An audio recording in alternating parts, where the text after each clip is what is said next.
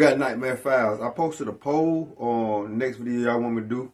It don't pertain to this video, but make sure y'all, when you get done with this video, make sure y'all go vote on that poll what video y'all want me to do next. That'll be on, you know what I'm saying, for Wednesday reaction. With that being said, let's go ahead and give Nightmare Files, man. How was y'all weekend? Oh, we still gotta do Mr. Brown too on trip. My bad. What's up, me? Oh god. We gotta have a shuffle, bro.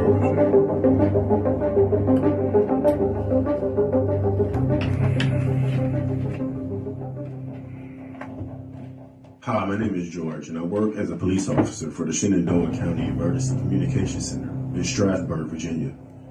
It isn't the most ideal job for me, but it became a backup option, as I originally wanted to become an actor after graduating college. But I couldn't secure a role when I did auditions for some TV shows and movies. While working my shifts, it wouldn't be that hardcore. I would sometimes arrest some people who did something illegal with no problem, but I never had such a distressing moment like the one that I'm about to tell you about.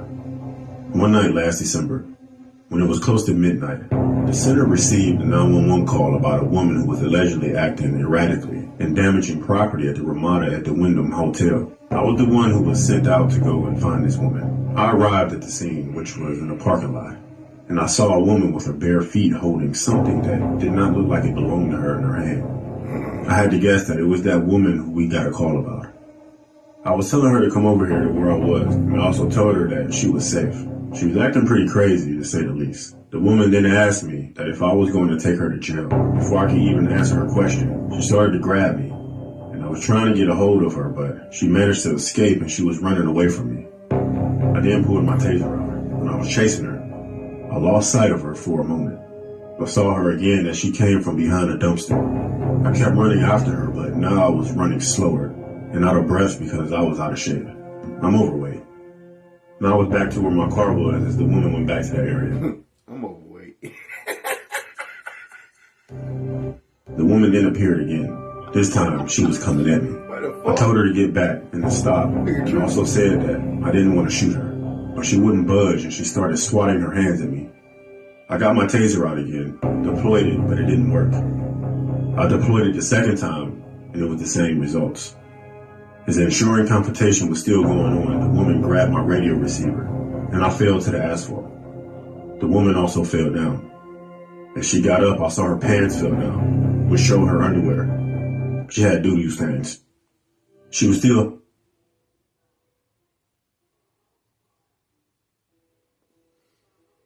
holding the receiver, and she came over to me and started wrapping the cord around me. I ain't gonna even say that. I was now struggling. In my effort to defend myself, I reached for my baton and I swung it at the woman's leg. However, she managed to grab the baton and struck me in the head with it. Damn. We then separated for a brief second, and in that second, I drew my firearm. Despite my shouts to stop, I don't want to shoot you, I took a step forward, and I fired 4 rapid shots which hit that woman right in the chest. She collapsed on the asphalt. She initially moved before lying still and motionless. I kept yelling at her to get down, and she eventually stopped responding. I then called for assistance. When more officers arrived at the scene, I started to break up crying a little, in regret for shooting her, and I kept saying out loud, "Why'd you make me do that?" I, myself, am not a violent person, but I had to defend myself because I didn't want to lose my life. An officer named David, he went over to the woman and performed CPR for about 6.5 minutes while waiting for emergency responders. The emergency responders eventually showed up, and the woman was taken to a medical center where she later died from her injuries. Her name was Melissa Tompkins, and she was 40 years old at the time of her death. She was also a homeless woman who was severely mentally ill, and she was a meth head. I'm still a police officer today, working for that communication center. To my luck, nothing that chaotic has happened since. Yeah, that's why I can see why. Shit. And it was raining too. I don't want to shoot you. Go there. I don't want to shoot you. I read this. Oh shit. But as a man though, why you let him beat your ass like this? No, for real. Like, you a cop, bro. Why she beat your ass like this though? You should have shot her, bro. Well, he did say he picked up the baton. Oh shit. Understandable.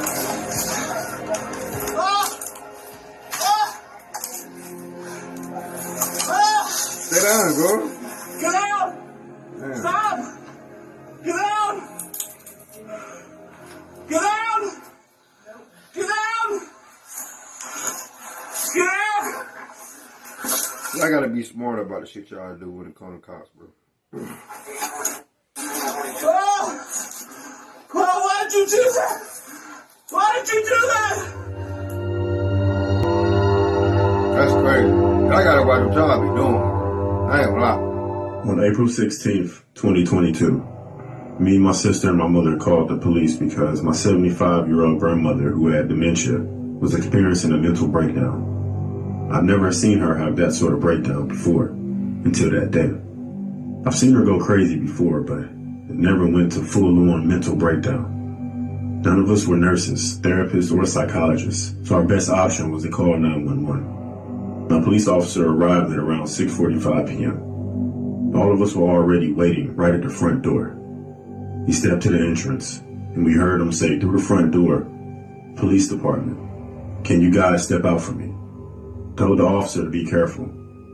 We thought he would de-escalate the situation, but he failed to offer any assistance, and instead made it worse. Before even saying hello to my grandmother, he immediately started screaming at her to drop the knife, because he saw a knife in her hand. He also kept telling her to back up. None of us wanted to interfere with the officer because we would have probably gotten in trouble. So we just... Y'all the one that called. At least try to get the knife away from your grandmother before the police come. The fuck? remained Some people just quiet don't, and bro. calm. Seconds kept going by, and we knew by our point of view that this officer was demonstrating a lack of basic knowledge in handling individuals with mental conditions. Kept pointing his gun at her, perceiving her as a threat, despite her only being armed with a knife. Next thing you know, the officer did the unthinkable.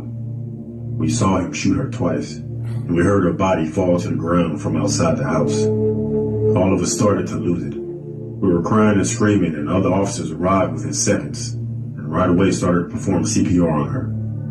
While the officer who shot my grandmother conducted a sweep on the house. When he came out, me and my sister and my mother were so unhappy with him. One officer had to hold my mom back because she was coming at the officer about to attack him. Sadly, my grandmother had died on arrival. That was my grandmother. That cop would have been laying right next to my grandmama. I would have laid that motherfucker out. I don't give a fuck. Hey, it would have took the whole task force to get me down. I swear to God. Would have barricaded my... Hey, that cop would have been a goner. That cop would have been dead. The attorney did not Did a motherfucker.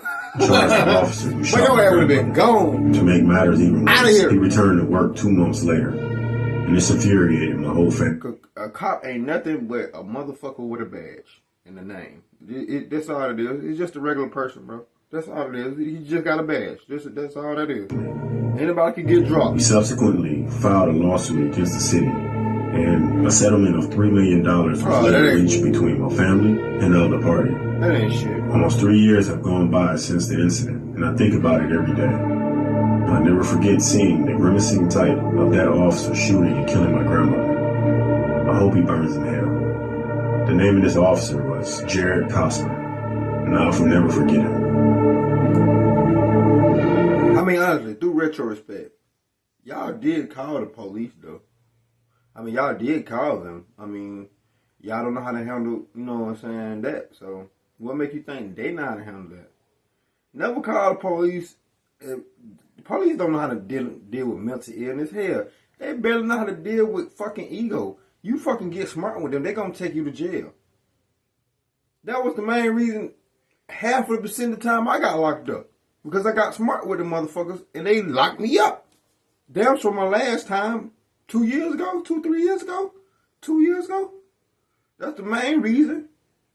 I did a whole burnout. I burnt out, and I ran the stop sign in front of them while they was trying to chase me. I came back and got smart with him while he questioned me. That's why he locked me up. He ain't locked me up because I did a burnout. He ain't locked me up because of that. He locked me up because I got smart with him. And that's what he said when we was in the car. So police here is dirty. Because they can do whatever they want to. Do it now! Drop the knife! Do it now! Put him on the ground! She don't even look like a threat, Put him on the bro. ground! Put it down now! Put it down! Put the fuck... I only paid 99 cents for She all of ain't these even look shoes, like a and let me threat, show you bro. how. First, go and download Some the police be Petrifying. power tripping, bro. I ain't gonna lie. They be power tripping. Now the first story that was kind of valid. That was valid, you know. But this story, he For power most of my life, tripping. I've been working as a police officer in Montana. For real. I still work as one to this day. Some people think that being a police officer is very controversial. I've been called names. Like some police do be power tripping a lot. The job like pig, bastard, or racist.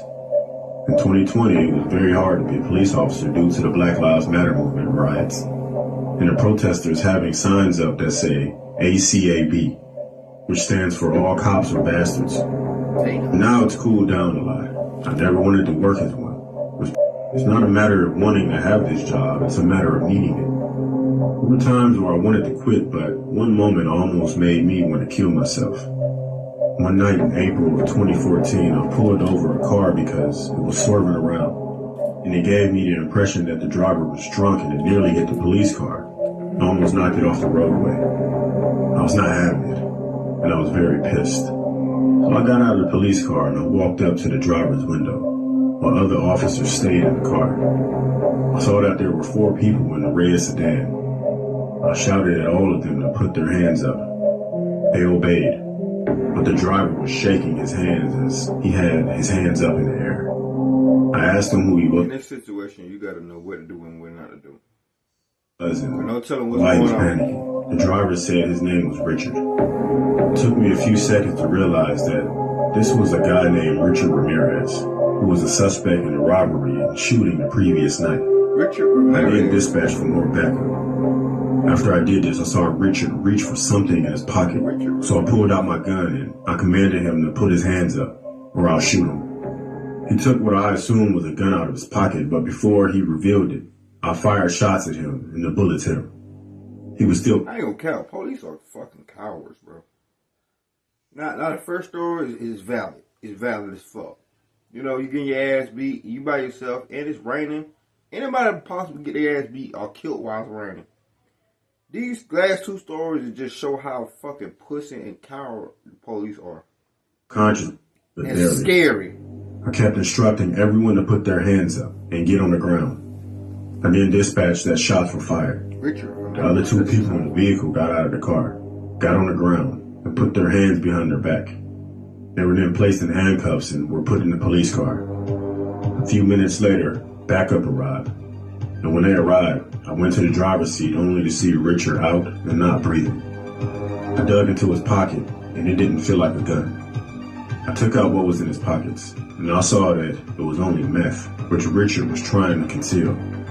The information caused me to break down in tears at another police car because I literally just took another person's life away. Another officer came to my side, and he started to comfort me as I was still crying.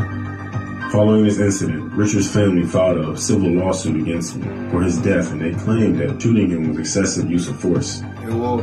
But after the trial took place, the judge cleared me of all charges. Of course he did. Of course. That's one thing. They all gonna stick together, bro. They all gonna the courts and all that, and the lawyer. Well, not lawyers. Depends. If it's a public, if you got a public lawyer, hell no. They all gonna stick together. Also, no matter what. Received death threats. They're a gang too. Really, they is a gang. I just ignored them. Nobody who I worked with at the police department had held a grudge against me. I was able to live a normal life again after this. But that very night will always bite me in my butt. Man, To get your job and your boss, here's how to get it. Like, he looked like a coward. I ain't gonna lie. He looked like he's scared. No, he got bullied in high school. He looked like he got bullied in high school. Look at him.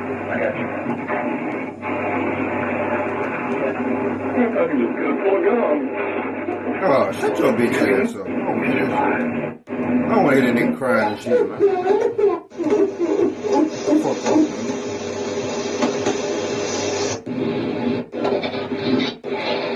I don't want to see this nigga power trip, man. I don't give a fuck. I don't give a fuck about that nigga crying. You think I give a fuck about that nigga crying? Police be power tripping. For real, for real. Like, even black ones.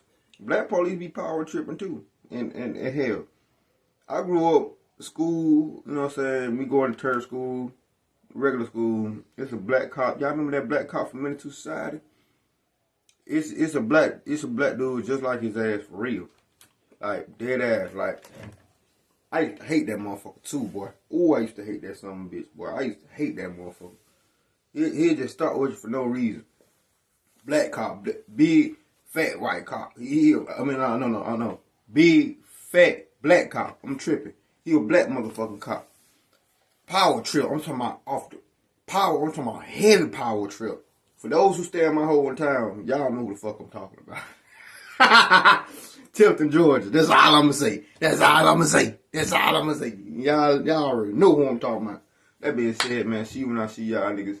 Let's ride, man.